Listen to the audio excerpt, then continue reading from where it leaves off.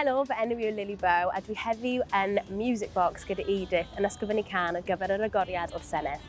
Gyda'r thema fod yn darganfod fy llais, fi'n credu fi wedi wastad ffeindio hynny yn anodd, yn wedig bod o Gymru fel Wedi'i, fel artist, jyst ffeindio fy llais mae'n taith yn ei hun. A mae wedi bod yn lyflu ers symud nôl o Lundain i allu chwarae gyda fy llais. A dwi'n teimlo fel mae'r sîn cerddoriaeth Cymraeg wedi bod mor breichau agored i fi, bod mae gen i rhywle saff i allu ddarganfod beth dwi eisiau dweud a sut dwi eisiau dweud e. Gyda pwy, gweithio gyda Eadyth wedi bod yn ffantastig, oherwydd mae yna gymaint o bethau dyn ni'n rhannu o ran profiadau, a mae'n gwych i gael rhywun fath o i rannu hynny. Y peth fi'n credu sydd angen newid mwy nag unrhyw beth yw'r agwedd.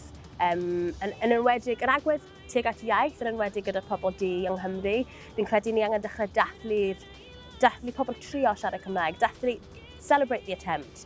Mae rhaid i ni ddim beirniadu pobl sydd yn ceisio ddefnyddio'r iaith, oherwydd mae'n bwysig, y neges sy'n bwysig, nid y geiriau, a mae'n wych i weld hyn dechrau newid.